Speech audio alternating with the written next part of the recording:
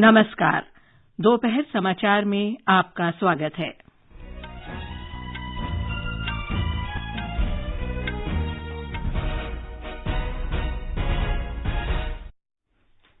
प्रधानमंत्री नरेंद्र मोदी 3 यूरोपीय देशों की यात्रा के पहले चरण में बर्लिन पहुंचे।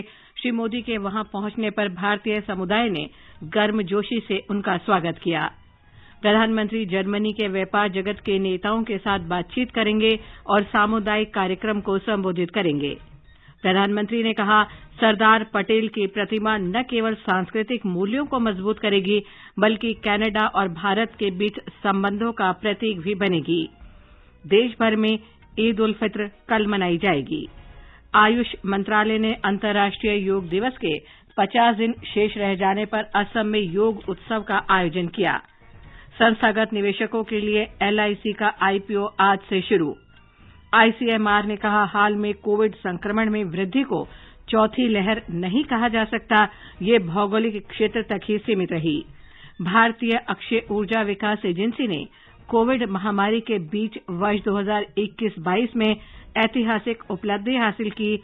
लाभ 83% बढ़कर रिकॉर्ड 634 करोड़ रुपए पहुंचा। केंद्र ने राज्यों और केंद्र शासित प्रदेशों से सभी जिलों में गर्मी से संबंधित बीमारियों पर दिशा निर्देश जारी करने को कहा।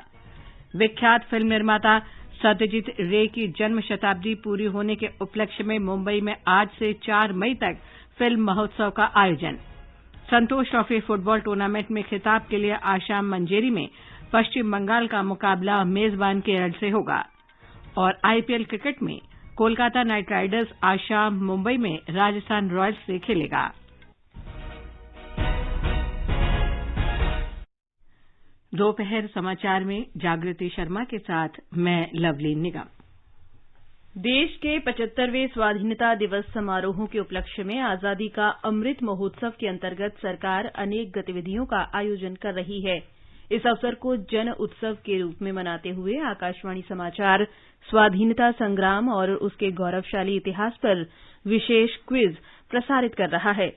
आकाशवाणी समाचार श्रोताओं से ये विशेष अवसर साझा करना चाहता है कि अमृत महोत्सव क्विज आज अपनी 75वीं कड़ी पूरी कर रहा है।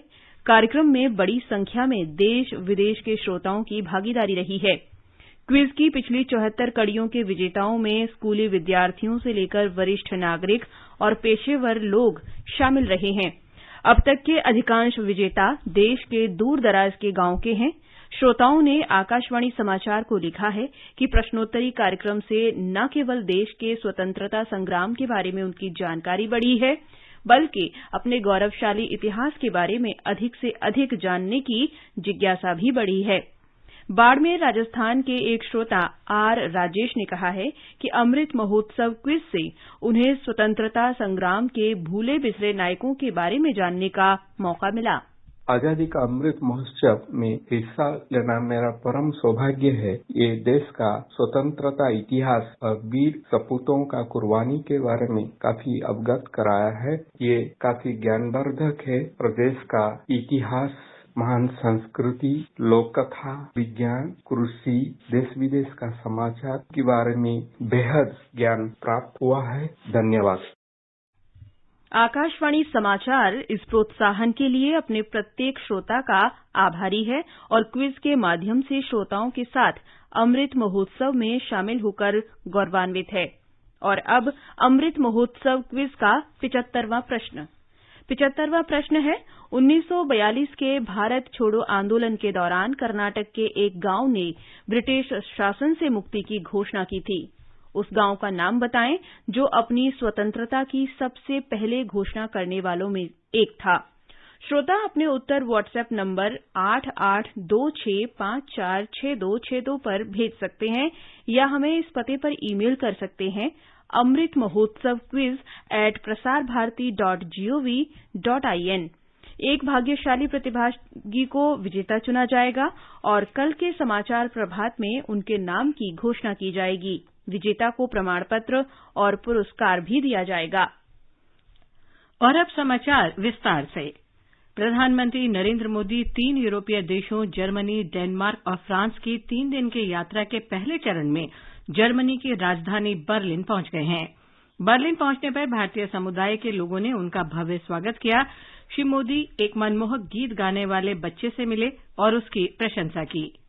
हे जन्मभूमि भारत, हे कर्मभूमि भारत, हे वंदनीय भारत, अभिनंदनीय भारत, जीवन सुमन चढ़ाकर आराधना करेंगे तेरी जन्म जन्म भर हम अर्चना करेंगे, हम वंदना करेंगे। महान तू है, गौरव निधान तू है, तू प्राण है हमारी जननी समान तू है, तेरे लिए जिएंगे, तेरे लिए मरेंगे। श्री मोदी ने उनका चित्र बनाने वाली एक बालिका से भी भेंट की। बाद में एक ट्वीट संदेश में प्रधानमंत्री ने कहा कि भारतीय समुदाय से मिलना बहुत विशेष रहा और देश को अपने प्रवासी भारतीयों की उपलब्धियों पर गर्व है। श्री मोदी आज जर्मन चांसलर ओलाफ शोल्स के साथ वार्ता करेंगे। वे कारोबारी प्रमुखों से बातचीत करेंगे और सामुदायिक कार्यक्रमों को संबोधित करेंगे। श्री मोदी ने विश्वास व्यक्त किया कि इस यात्रा से भारत जर्मनी के बीच मैत्री और प्रगाढ़ होगी। प्रधानमंत्री नरेंद्र मोदी और जर्मन चांसलर ओलाफ शोल्स छठे भारत जर्मनी अंतर सरकारी विचार विमर्श बैठक की सह अध्यक्षता करेंगे। द्विवार्षिक विशेष मंत्रणा में दोनों पक्षों के कई मंत्री भाग लेंगे। प्रधानमंत्री का चांसलर शोल्स के साथ पहला अंतर सरकारी विमर्श होगा। जर्मनी में पिछले दिसंबर में नई सरकार के कामकाज संभालने के बाद दोनों देशों के बीच पहली अंतर सरकारी विचार विमर्श बैठक होगी। एक रिपोर्ट। यूरोप यात्रा के दूसरे चरण में प्रधानमंत्री नरेंद्र मोदी डेनमार्क के प्रधानमंत्री के निमंत्रण पर कल कोपेनहेगन जाएंगे। श्री मोदी की डेनमार्क की यह पहली यात्रा है। इस दौरान दोनों प्रधानमंत्री द्विपक्षीय और अन्य वैश्विक तथा क्षेत्रीय मुद्दों पर बातचीत करेंगे। प्रधानमंत्री मोदी भारत डेनमार्क व्यापार मंच की बैठक में शामिल होंगे और भारतीय समुदाय को भी संबोधित करेंगे। इसके बाद प्रधानमंत्री मोदी 4 मई को डेनमार्क, आइसलैंड, फिनलैंड, स्वीडन और नॉर्वे के प्रधानमंत्रियों के साथ दूसरे भारत नॉर्डिक सम्मेलन में भाग लेंगे। यात्रा के अंतिम चरण में प्रधानमंत्री पेरिस में फ्रांस के राष्ट्रपति से भी मुलाकात करेंगे। इस यात्रा से दोनों देशों के बीच उच्च स्तरीय संबंधों को आगे बढ़ाने में मदद मिलेगी। सुपर्णा सैकिया के साथ आनंद कुमार, आकाशवाणी समाचार, दिल्ली। विदेश यात्रा के अंतिम चरण में प्रधानमंत्री श्री मोदी कुछ समय के लिए पेरिस में रुकेंगे, जहां फ्रांस के राष्ट्रपति इमैनुअल मैक्रों से मुलाकात करेंगे। फ्रांस के राष्ट्रपति चुनाव के बाद श्री मोदी की फ्रांस यात्रा दोनों देशों के बीच उच्च स्तरीय गतिविधियों को आगे बढ़ाने का अवसर प्रदान करेगी। 3 यूरोपीय देशों की यात्रा पर रवाना होने से पहले प्रधानमंत्री ने कहा कि उनकी यूरोप यात्रा ऐसे समय में हो रही है जब ये क्षेत्र कई तरह की चुनौतियों का सामना कर रहा है। उन्होंने कहा कि अपनी बैठकों के माध्यम से वे यूरोपीय भागीदारों के साथ सहयोग की भावना को मजबूत करना चाहते हैं। प्रधानमंत्री मोदी ने कहा कि भारत की शांति और खुशहाली के लिए यूरोपीय साझेदार महत्वपूर्ण साथी है। प्रधानमंत्री मोदी ने कल वर्चुअल माध्यम से कनाडा के ओंटारियो में सरदार वल्लभ भाई पटेल की प्रतिमा के अनावरण के अवसर पर सनातन मंदिर सांस्कृतिक केंद्र को संबोधित किया। उन्होंने कहा कि सरदार पटेल की प्रतिमा न केवल सांस्कृतिक मूल्यों को सुदृढ़ करेगी, बल्कि दोनों देशों के संबंधों का प्रतीक बनेगी। श्री मोदी ने कहा कि पूरी मानवता का कल्याण भारत की प्रगति से जुड़ा है।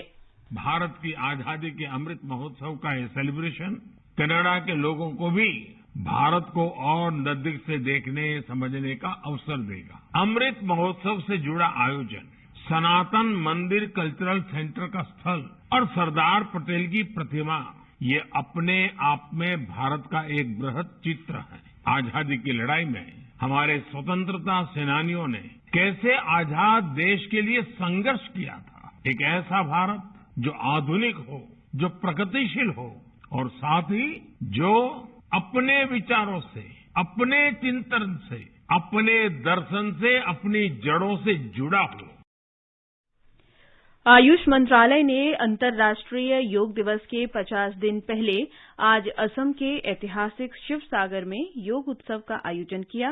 कार्यक्रम में असम के मुख्यमंत्री हिमंत बिस्वा शर्मा, केंद्रीय आयुष मंत्री सर्बानंद सोनोवाल और कई गणमान्य व्यक्ति उपस्थित रहे। ब्यौरा हमारे संवाददाता से। खेलो इंडिया उद्घाटन के समय प्रधानमंत्री जी ने खिलाड़ियों से कहा था कि वह अपने परिवार या विश्वविद्यालय के लिए न खेलकर देश के लिए खेलें। 7 स्वर्ण पदक और 2 रजत पदक के साथ स्विमर शिवा श्रीधर यशस्वी खिलाड़ी रहे। खेलो इंडिया यूनिवर्सिटी के पहले चरण जो भुवनेश्वर में चला था, उसमें 5 स्वर्ण जीतने वाले ही उत्तम खिलाड़ी माने गए थे। उनसे भी ज्यादा स्वर्ण पदक इस बार शिवा श्रीधर ने जीता है। अनु एन मारिया ने 87 केजी महिला वेट लिफ्टिंग में 100 शिवसागर जिले के ऐतिहासिक शिवदौल और अन्य स्थानों पर योग सत्र में 6000 से अधिक लोगों ने भाग लिया। 45 मिनट तक चले इस योग सत्र का संचालन मोरारजी देसाई राष्ट्रीय योग संस्थान के निदेशक ने किया। आज का कार्यक्रम अंतर्राष्ट्रीय योग दिवस से 50 दिन पहले आयोजित किया गया है। यह कार्यक्रम गौरतलब है कि इस वर्ष आजादी का अमृत महोत्सव के तहत आयुष मंत्रालय द्वारा देश और विदेशों में 75 प्रतिष्ठित स्थानों पर योग अभ्यास किया जा रहा है। शिवसागर जो देश के सबसे महत्वपूर्ण पुरातत्व जिलों में से एक है, इसे भी आज के कार्यक्रम के जरिए पर्यटन क्षेत्र में और बढ़ावा मिलने की उम्मीद है। मानस प्रतिम शर्मा, आकाशवाणी समाचार, गुवाहाटी। राष्ट्रपति रामनाथ कोविंद असम के तैमूलपुर जिले में बुधवार को बोडो साहित्य सभा के समापन सत्र में शामिल होंगे। 3 दिवसीय बोडो साहित्य सभा के 61वें सत्र की आज शुरुआत हुई। राष्ट्रपति रामनाथ कोविंद के अलावा पूर्वोत्तर के कई मुख्यमंत्री भी इस सत्र में भाग ले सकते हैं। साहित्य सभा के अध्यक्ष तुरेन बोरो ने बताया कि यह अवसर ऐतिहासिक होगा क्योंकि किसी भी राष्ट्रपति ने अब तक पूर्वोत्तर में साहित्यिक आयोजन में हिस्सा नहीं लिया है। सेनाध्यक्ष जनरल मनोज पांडे ने आज नई दिल्ली में रक्षा मंत्री राजनाथ सिंह से भेंट की। नए सेना प्रमुख के रूप में पदभार संभालने के बाद श्री राजनाथ सिंह के साथ उनकी ये पहली बैठक थी। जनरल मनोज पांडे ने कल कहा था कि उनकी प्राथमिकता संघर्ष के सभी मोर्चों पर मौजूदा और भविष्य की तमाम चुनौतियों का सामना करने के लिए उच्च स्तरीय सैन्य तैयारी सुनिश्चित करना होगा। पूर्व पेट्रोलियम सचिव तरुण कपूर को प्रधानमंत्री नरेंद्र मोदी का सलाहकार नियुक्त किया गया है। श्री कपूर 1987 बैच के हिमाचल प्रदेश काडर के आईएएस अधिकारी हैं। श्री हरिरंजन राव और आतिश चंद को प्रधानमंत्री कार्यालय में अपर सचिव के रूप में नियुक्त किया गया है। तमिलनाडु के मुख्यमंत्री एमके स्टालिन ने मानवीय आधार पर श्रीलंका की सहायता के लिए विदेश मंत्री डॉक्टर एस जयशंकर को धन्यवाद दिया है। इससे पहले मुख्यमंत्री ने केंद्र सरकार से इस कठिन समय में पड़ोसी देश की सहायता करने का अनुरोध किया था। उन्होंने कहा कि केंद्र के इस महत्वपूर्ण कदम से दोनों देशों के बीच सौहार्द बढ़ेगा। ये समाचार हमारी वेबसाइट newsonair.com/hindi और हमारे mobile app news on AIR पर भी उपलब्ध हैं। सुनो ना। हाँ? सोच रहा हूँ अपना बिजनेस क्यों न बढ़ा लूं। तो रोका किसने है? हाँ? रोका तो किसी ने नहीं, पर समझ नहीं आ रहा कि मदद किससे मांगूं। मुझसे। तुमसे? तो अच्छा बताओ फिर। आकाशवाणी है ना, मैंने सुना है उसका नेटवर्क देश भर में फैला है। पर उससे मेरा क्या फायदा? देखो, फायदा है। जिस शहर में चाहो विज्ञापन की मदद से उपभोक्ताओं तक पहुँच जाओ। पर अब ये भी तो बता दो कि आकाशवाणी से संपर्क कैसे करूं? बहुत आसान है, मैं बताती हूँ। नंबर नोट करो, 870-001-4242। ओ 870-001-4242। लो अभी फोन लगाता हूँ 870-001-4242 पर।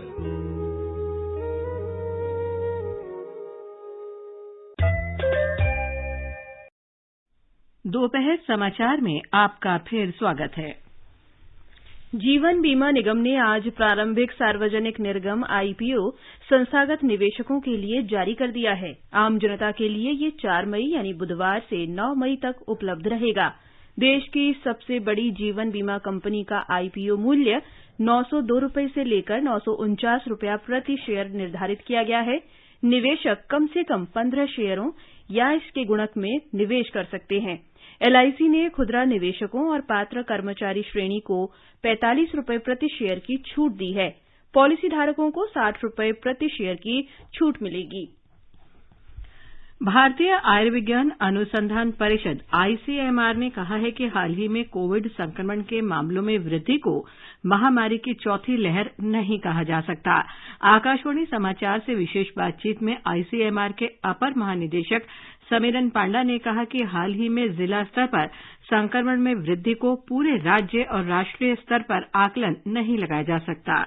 कुछ जिलों में जो इन्फेक्शन या संक्रमण का आंकड़ा थोड़ा बढ़ता जा रहा है, इसको ऊपर ध्यान रखना चाहिए और इसको मॉनिटरिंग भी करनी चाहिए कि किस तरीका से संक्रमण का स्थिति आगे चल रहा है। लेकिन ये जो डिस्ट्रिक्ट लेवल डेटा है, लोकल लेवल डेटा, ये निर्णय करेगा कि डिस्ट्रिक्ट लेवल एक्शन क्या होनी चाहिए। लेकिन ये जो जिला स्तर पे डेटा है, इसको पूरा स्टेट या राज्य का ऊपर लागू करना सही नहीं रहेगा।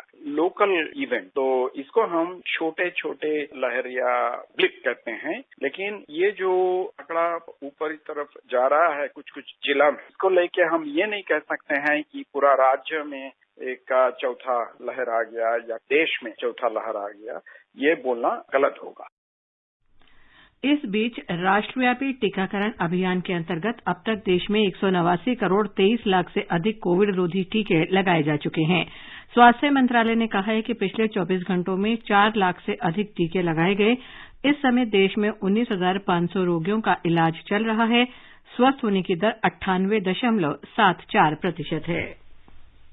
आगे बढ़ने से पहले मुख्य समाचारों पर एक नजर। प्रधानमंत्री नरेंद्र मोदी 3 यूरोपीय देशों की यात्रा के पहले चरण में बर्लिन पहुंचे। श्री मोदी के वहां पहुंचने पर भारतीय समुदाय ने गर्मजोशी से उनका स्वागत किया। प्रधानमंत्री जर्मनी के व्यापार जगत के नेताओं के साथ बातचीत करेंगे और सामुदायिक कार्यक्रम को संबोधित करेंगे। प्रधानमंत्री ने कहा, सरदार पटेल की प्रतिमा न केवल सांस्कृतिक मूल्यों को मजबूत करेगी, बल्कि कनाडा और भारत के बीच संबंधों का प्रतीक भी बनेगी। देश भर में ईद उल फितर कल मनाई जाएगी। आयुष मंत्रालय ने अंतर्राष्ट्रीय योग दिवस के 50 दिन शेष रह जाने पर असम में योग उत्सव का आयोजन किया। संस्थागत निवेशकों के लिए LIC का IPO आज से शुरू। ICMR ने कहा, हाल में कोविड संक्रमण में वृद्धि को चौथी लहर नहीं कहा जा सकता, ये भौगोलिक क्षेत्र तक ही सीमित रही। भारतीय अक्षय ऊर्जा विकास एजेंसी ने कोविड महामारी के बीच वर्ष 2021-22 में ऐतिहासिक उपलब्धि हासिल की। लाभ 83% बढ़कर रिकॉर्ड 634 करोड़ पहुंचा। केंद्र ने राज्यों और केंद्र शासित प्रदेशों से सभी जिलों में गर्मी से संबंधित बीमारियों पर दिशा निर्देश जारी करने को कहा। विख्यात फिल्म निर्माता सत्यजीत रे की जन्म शताब्दी पूरी होने के उपलक्ष्य में मुंबई में आज से 4 मई तक फिल्म महोत्सव का आयोजन। संतोष ट्रॉफी फुटबॉल टूर्नामेंट के खिताब के लिए आज शाम मंजेरी में पश्चिम बंगाल का मुकाबला मेजबान केरल से होगा। और IPL क्रिकेट में कोलकाता नाइट राइडर्स आज शाम मुंबई में राजस्थान रॉयल्स के साथ खेलेगा। भारतीय अक्षय ऊर्जा विकास एजेंसी IREDA ने कोविड महामारी के बीच वर्ष 2021-22 में ऐतिहासिक उपलब्धि हासिल की है। एजेंसी का लाभ 83% बढ़कर रिकॉर्ड 634 करोड़ रुपए पहुंच गया है। निदेशक मंडल ने कल बैठक में वर्ष 2021-22 के लिए लेखा परीक्षित वित्तीय परिणामों का अनुमोदन कर दिया। निदेशक मंडल ने कठिन चुनौतियों के बावजूद एजेंसी के उत्कृष्ट प्रदर्शन की सराहना की। केरल सहित पूरे देश में ईद उल फित्र कल मनाई जाएगी। कल चांद नहीं दिखने के कारण ईद मंगलवार को मनाई जाएगी। रमजान का आज आखिरी दिन है। केरल में ईद के अवसर पर ईदगाहों में विशेष नमाज अता की जाएगी। राज्य सरकार ने पहले ही आज के दिन अवकाश घोषित किया है। नेगोशिएबल इंस्ट्रूमेंट एक्ट के अंतर्गत कल भी अवकाश रहेगा। खाड़ी देशों में ईद आज मनाई जा रही है। आकाशवाणी समाचार की विशेष प्रस्तुति धरोहर में स्वतंत्रता आंदोलन के उन भाषणों, नारों और कविताओं से नई पीढ़ी को परिचित कराया जाता है जिन्होंने आजादी के दीवानों में उत्साह का संचार किया था।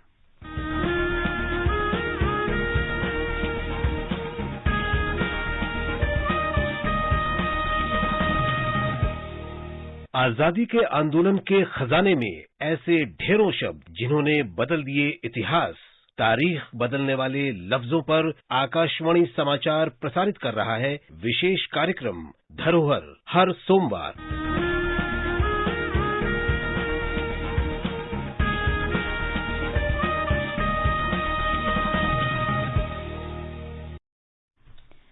आजादी का अमृत महोत्सव के अंतर्गत आइए अब सुनते हैं आकाशवाणी की विशेष प्रस्तुति आजादी का सफर। आजादी का अमृत महोत्सव।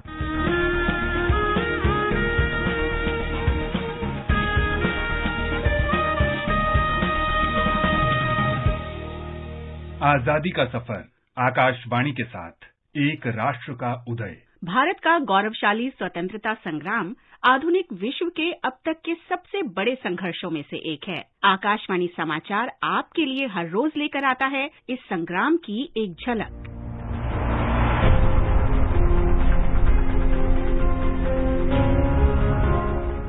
दो मई 1950 को भारत सरकार ने फ्रांस से चंद्रनगर का प्रशासन अपने हाथ में ले लिया। ये शहर अब चंदन नगर कहलाता है और चंद्रनगर विलय अधिनियम 1954 के तहत पश्चिम बंगाल राज्य का हिस्सा है। चंदन नगर को 1673 में एक फ्रांसीसी उपनिवेश के रूप में स्थापित किया गया था, जब फ्रांस ने बंगाल के तत्कालीन नवाब इब्राहिम खान से हुगली नदी के दाहिने किनारे पर एक व्यापारिक चौकी स्थापित करने की इजाजत ली थी। बाद में ये एक स्थायी फ्रांसीसी उपनिवेश बन गया। 1756 में फ्रांस और ग्रेट ब्रिटेन के बीच युद्ध छिड़ गया और ब्रिटिश नौसेना ने अंततः 1794 में चंदन नगर पर कब्जा कर लिया। लेकिन 1816 में आसपास के क्षेत्र के 3 वर्ग मील के विदेशी अंतः क्षेत्र के साथ ही इस शहर को वापस फ्रांस को दे दिया गया। फ्रांसीसी भारत के हिस्से के रूप में ये 1950 तक पौंडीचेरी में गवर्नर जनरल के राजनीतिक नियंत्रण में था।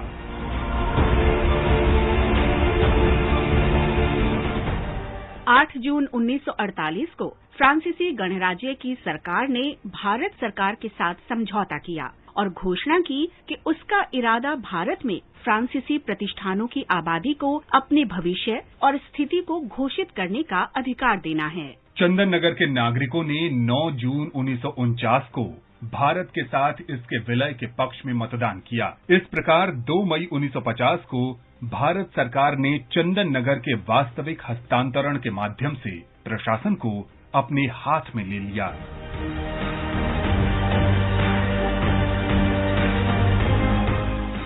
इसके बाद 2 फरवरी 1951 को भारत के राष्ट्रपति और फ्रांसीसी गणराज्य के राष्ट्रपति के प्रतिनिधियों द्वारा पेरिस में चंदन नगर को स्वतंत्र शहर बनाने की संधि पर हस्ताक्षर किए गए। इसके बाद 9 जून 1952 को चंदन नगर को विधिवत भारत संघ में शामिल कर लिया गया।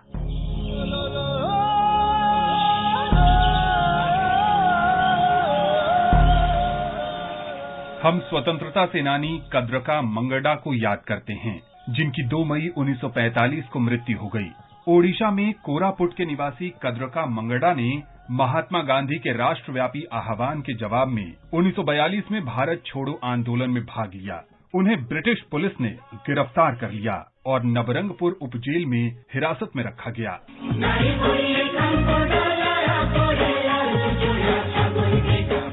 जेल में अस्वच्छता और चिकित्सा सुविधाओं की कमी के कारण वो गंभीर रूप से बीमार हो गए। उन्हें कोरापुट जिला जेल में स्थानांतरित कर दिया गया और बाद में अस्पताल में भर्ती करवाया गया। कद्रका मंगडा का 2 मई 1945 को अस्पताल में निधन हो गया। हम इस महान भारतीय को नमन करते हैं।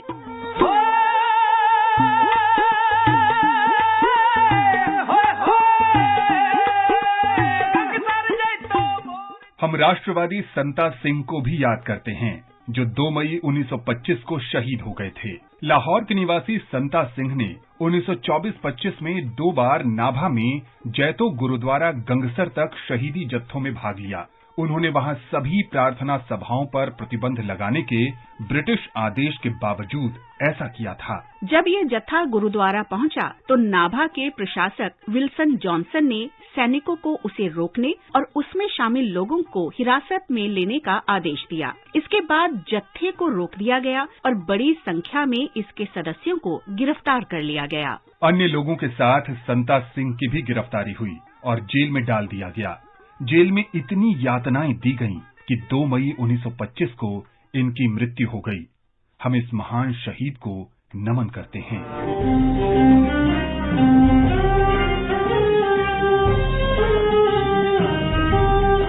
हम इंडियन नेशनल आर्मी के लेफ्टिनेंट पंजाब के निवासी कपूर सिंह को भी आज के दिन याद कर रहे हैं। उन्होंने बर्मा के मोर्चे पर ब्रिटिश सैनिकों के विरुद्ध युद्ध में भाग लिया था। 2 मई 1944 को वे इस कार्रवाई में मारे गए। कपूर सिंह को नेताजी सुभाष चंद्र बोस द्वारा मरणोपरांत वीर हिंद और शत्रुनाश पदक से सम्मानित किया गया था। भारत के इस महान सपूत को हमारा नमन।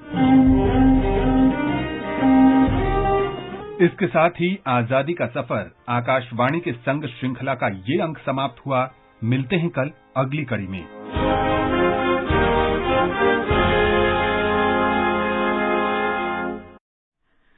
सुविख्यात फिल्म निर्माता सत्यजीत रे की आज 101वीं जयंती है। सूचना और प्रसारण मंत्रालय दिग्गज फिल्म निर्माता सत्यजीत रे की जन्म शताब्दी पूरी होने पर श्रद्धांजलि स्वरूप विभिन्न कार्यक्रमों का आयोजन कर रहा है। मुंबई का राष्ट्रीय भारतीय सिनेमा संग्रहालय आज से 4 मई तक सत्यजीत रे फिल्म महोत्सव का आयोजन कर रहा है। आज का संस्कृति संदेश भी भारतीय फिल्म निर्माता और निर्देशक सत्यजीत रे को समर्पित है। महाराजा भारतीय फिल्म निर्माण और निर्देशन के क्षेत्र में सत्यजीत राय को कला और फिल्म की महान संस्था माना जाता है। इनके बहुआयामी व्यक्तित्व में जितनी कलाओं का समावेश था वो बहुत कम लोगों में मिलता है। उनका जीवन एक ऐसी पाठशाला है जिसका हर अनुभव एक महान कला ग्रंथ है। सत्यजीत राय की जयंती पर हम उनकी महान शख्सियत को सलाम करते हैं। तुम्हारे सलाम सलाम सलाम सलाम मोरा बांग्लादेश थे। सत्यजीत राय का जन्म कला और साहित्य के केंद्र कोलकाता के एक बंगाली परिवार में 2 मई 1921 को हुआ था। शांति निकेतन में 5 साल का कोर्स पूरा करने से पहले ही सत्यजीत कोलकाता वापस आ गए। 1960 के दशक में सत्यजीत ने जापान की यात्रा की और वहां जाने माने फिल्म निर्देशक अकीरा कुरोसावा से मिले। 1983 में फिल्म घर बाइरे का काम करते हुए सत्यजीत को दिल का दौरा पड़ा, जिससे उनके जीवन के बाकी 9 सालों में उनकी कार्यक्षमता बहुत कम हो गई और 23 अप्रैल 1992 को उनका देहांत हो गया। 75वीं संतोष ट्रॉफी राष्ट्रीय फुटबॉल चैंपियनशिप के फाइनल में आज 32 बार के चैंपियन पश्चिम बंगाल का मुकाबला मेजबान केरल से होगा। मैच रात 8 बजे मंजेरी के पायनट स्टेडियम में खेला जाएगा। आईपीएल क्रिकेट में आज मुंबई के वानखेड़े स्टेडियम में कोलकाता नाइट राइडर्स का मुकाबला राजस्थान रॉयल्स से होगा। मैच शाम 7:30 बजे से शुरू होगा। ये समाचार आकाशवाणी से प्रसारित किए जा रहे हैं। कंपटीशन की अगर आप कर रहे हैं तैयारी तो उनके लिए ऑल इंडिया रेडियो पर हम लाए हैं अभ्यास, एक ऐसा कार्यक्रम जिसमें आप पूछेंगे सवाल व्हाट्सएप नंबर 9289094044 पर या फिर ईमेल करेंगे abhyas.airnews@gmail.com पर और हमारे विशेषज्ञ देंगे इसका जवाब। इस बार का विषय है पब्लिक एडमिनिस्ट्रेशन। सवाल भेजने की अंतिम तारीख है 4 मई। आपका अभ्यास हमारा प्रयास।